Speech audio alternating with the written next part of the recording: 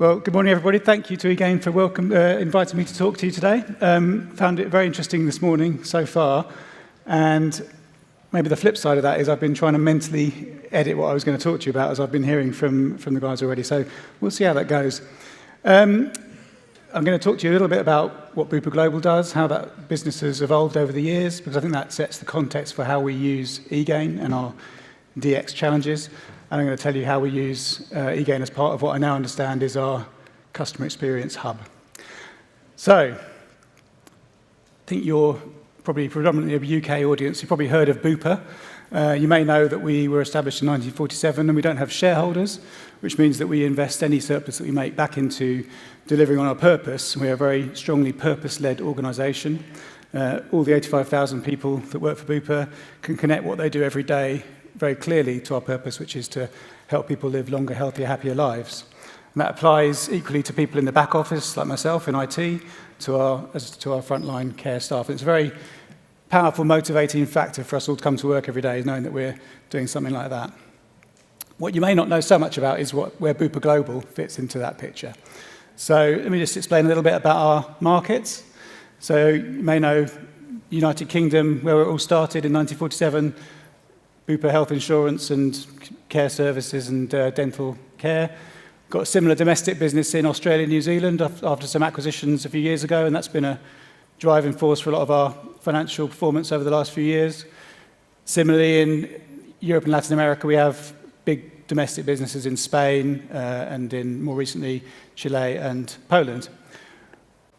International markets, where Bupa Global sits, is more of our kind of driving force for emerging businesses. So we've got some smaller domestic businesses, joint venture in India, Bupa Arabia, Hong Kong.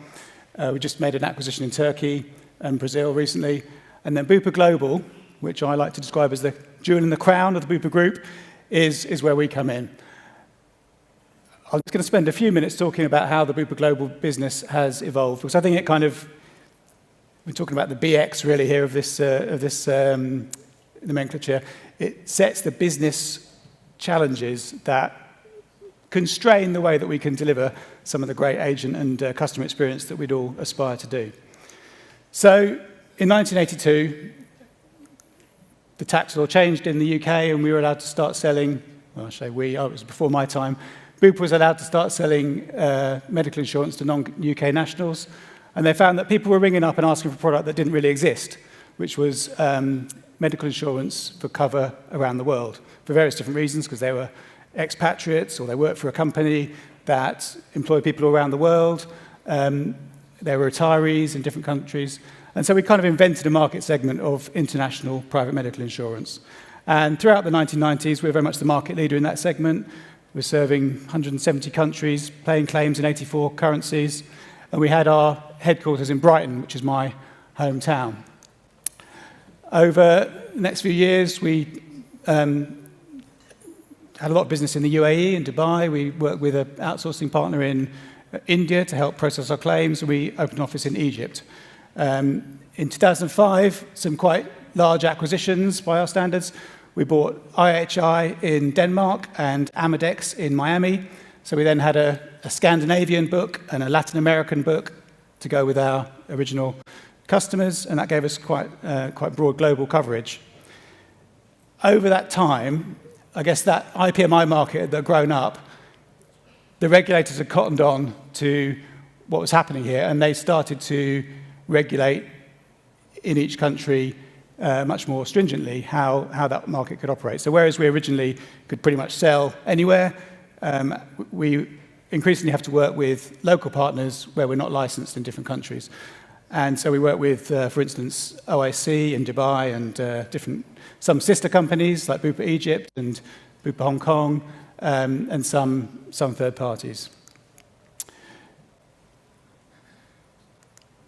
We pursued a regionalization strategy, and we opened an office in Hong Kong in 2015. We rebranded as Bupa Global from Bupa International, and we bought a stake in Highway to Health in Philadelphia, which gave us access to the Blue Cross Blue Shield network in the US, which is a huge, one of the mega insurers and like a mega bank. And combined with their network of US hospitals and doctors, and our international network, I think that gives our customers access to the largest healthcare provision network that anybody has. And most recently, the regionalisation strategy also had our Hong Kong office. We've got our sister company down here in Bupa, Australia. I've missed off a couple here. We've got an office in the Netherlands and an office in Switzerland. And most recently, we've opened an office in Dublin to provide continued access to the European Economic Area. So that's how we've grown up over the years. And I guess the reason for spending a bit of time on that is to kind of, if you think that we've got about 200,000 members, we're roughly about £1 billion revenue, that's not by any means a mega insurer in the context of what we were hearing about before. So we are quite thinly spread across that geographical area. And if you look at some of the business challenges that translates into, it's worth just understanding how these constrain our ability, as I was saying, to deliver some of those experiences. We are a heavily regulated industry. Insurance, I'm sure there's a lot of people in the room who are in the insurance industry.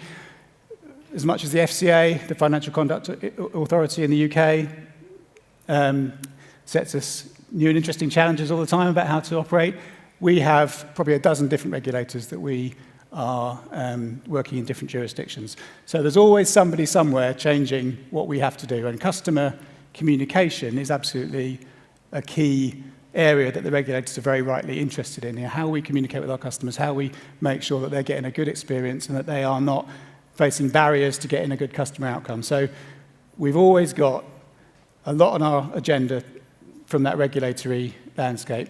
We have, as I say, quite a thinly spread, very diverse, multilingual customer base.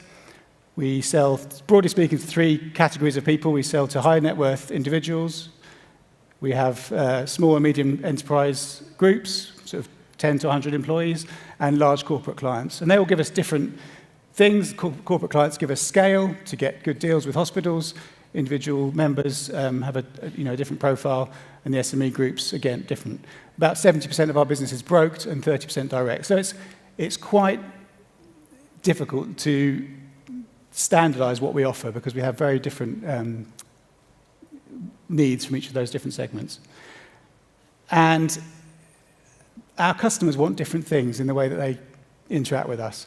I was very taken by Brian's graph earlier on where you had I think there was a graph about willingness to adopt AI, and you had customer services up the top, everyone wants AI, and I think doctors were down the bottom. And if you think, we probably play the part of the doctor in our interaction with a lot of our customers, because if they're in a country that's not their home country, if they're interacting with people who don't speak their language, we often play the part of their proxy in that incredibly stressful and potentially, the most difficult situation they've ever been in.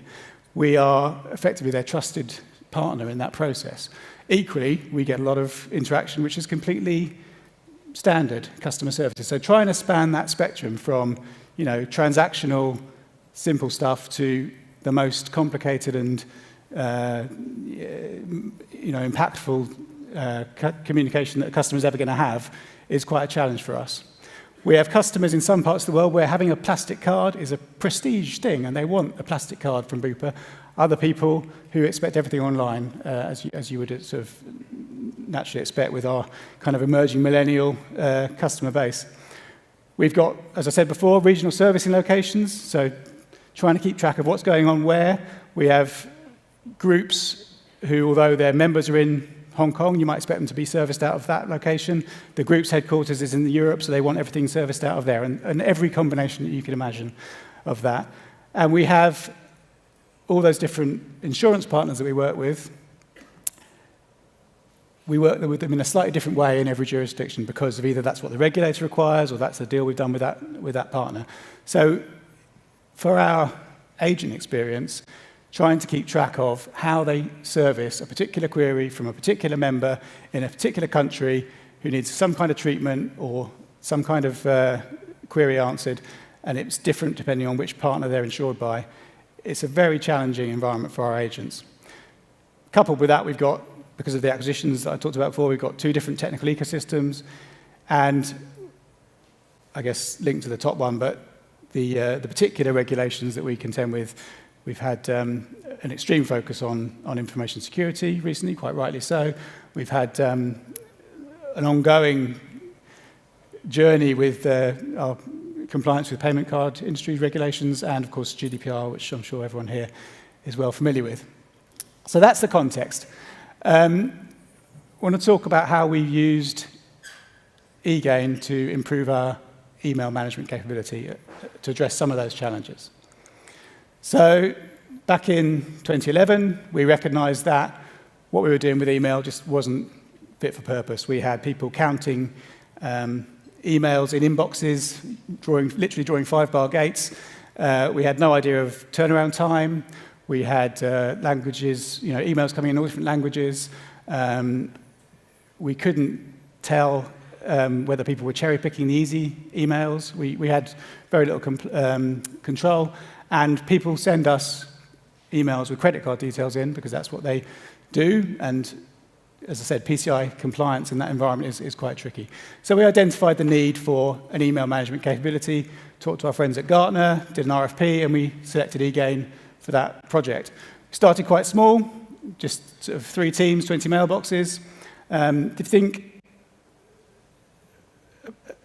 the map picture I showed before, the number of different mailboxes where people, for whatever historical reason, send us emails, and then the number of different emails they send to the same address, and working out why they've sent that email to that address and where it needs to go.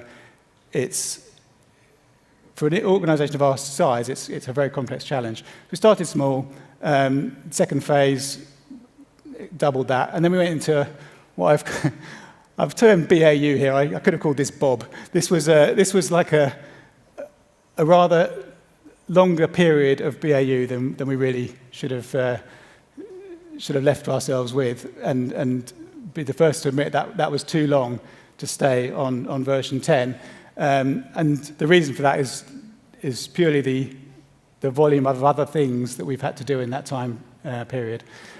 But recently we have, and I must admit when I was invited to speak here, I was very, very pleased to be invited, but I did also notice the date of the event, and I was slightly nervous seeing how closely it aligned with our go-live date for our version 17 rollout, but I'm happy to say it's all worked out very well, and we are now live with version 17. We've got users in Brighton, Hong Kong, Egypt, using version 17, and we're getting some very good feedback. One of the good things about leaving it so long is the nice new user interface is a real step change for them, and very pleased to be, as an IT director whose job is to keep things running, I'm delighted to hand over the responsibility of keeping the eGain servers up and running to the people who know them best.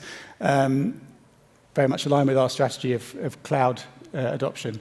So where we are now is, as you can see, significantly higher volumes than we started off with. We process about 10,000 inbound and outbound emails a day, and they are servicing, as I said, about 200,000 members. I think this version 17 gives us a platform really to expand what we do with email. Probably if we leverage it to its fullest extent, we could probably double where we are now. And that's been a very good story for us. If I draw out the main reasons why eGain and email management capability in general has helped us, I guess the main one really, talking about that regulated environment, is we have got confidence in what we're doing with these customers. We can see that all our system and user touch points are tracked. We know that nobody's deleted anything. So when it comes to convincing the regulator that our members are getting the experience they should get, we've got a very solid foundation for that. Equally, we have much better confidence in understanding how our business is operating. So we know how many emails we're getting, where they're going. We've done some quite sophisticated things for us with real-time planning to understand where our workforce needs to be deployed at any time based on what volume of interaction we're getting into different channels and different mailboxes. And we, as well as the analytics that we get out of the box with eGain, we do actually take the information out of the eGain database and merge it with data sources from other systems, including our back-end system, our telephony system, workforce planning, and we get some pretty rich MI from that, understanding what our customers are doing and how they're what kind of experience they're getting. I guess on the AX side, the search console's been a big step forward for our agents. Trying to find emails before in that multiplicity of mailboxes was no small challenge, and trying to find what's happened to the piece of work that you're being contacted about now. The search console is a real step forward from that point of view. And we've had some success, probably more to do here, but classification within eGain to allow us to understand our contact by business process area. So if I look back to, if I think of the business we've got today, I know we could not run that business that we are operating today without the email management capability. We take it for granted now. It's grown with us over the years, but it's an absolute bedrock of what we do. But it fits into a wider context, which I now wish I'd called this slide our customer engagement hub. But if you look at where it fits in, right? So we've got probably a longer journey with eGain and email management than some of these other channels. We've had websites since a long time before I joined, but they've always been quite transactional. We've invested quite heavily recently in our new member portal. So the things that you can do transactionally online, obviously we want to make those as convenient as possible. We want to encourage people to do the easy stuff, self-serve, so that the stuff when they need to contact us is for the value add that our advisors can really help them with. Web chat, although it's quite low volume for us, it gets by far the highest NPS. People love that method of interaction. We've spent quite a lot of time and effort redesigning our customer documents, because whether people get them printed out and sent to them in the post, or whether they get them as a PDF on the website, it is absolutely key that we are as clear as possible about whether it's your claim statement, your invoice, your membership certificate, what that information, how we present that to the customer, obviously reduces the need for them to contact us in other channels because they didn't understand. We're consolidating our telephony channels. We've got a number of different historical telephony systems around the world, and we've invested in a new cloud-based telephony platform which is rolling out in parallel with some of this other stuff. And we talked about knowledge earlier on. Ashley was mentioning knowledge. Our agents do an amazing job. I'm often, nature of my role, I'm often walking around the floor when something's not working quite right and sort of seeing how people are getting on. And the number of different scenarios they have to contend with, the number of different systems they have to hop between in order to do that job. We do support them with a knowledge management system that explains how to deal with different scenarios, different insurers, different types of customer. But still, the resilience and the dedication that our agents show is magnificent. I would love to be able to improve the agent experience. I think that is as long as I've been at Bupa, the concept of a contact strategy has been kind of the holy grail, not just within IT, but within the operational side of the business. Being able to join those different channels up, and the kind of seamless and kind of instant understanding of what's happened before that we were kind of hearing about this morning. It very much is, you can see the use case for it. The difficulty is having an overarching strategy that gets you to that point. And I think the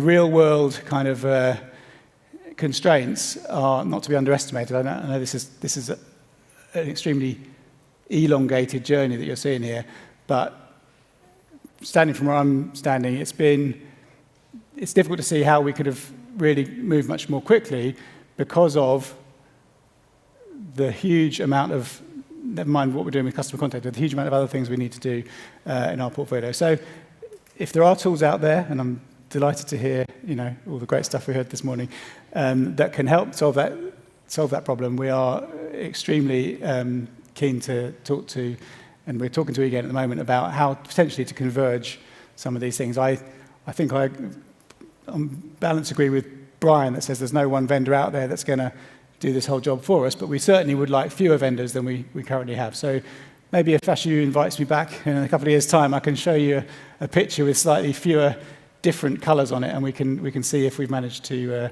converge onto something a bit more unified.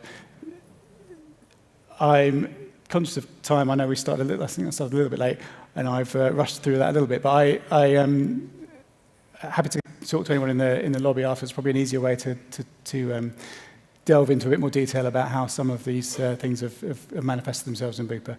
But that's what I was going to talk to you about today. Thank you.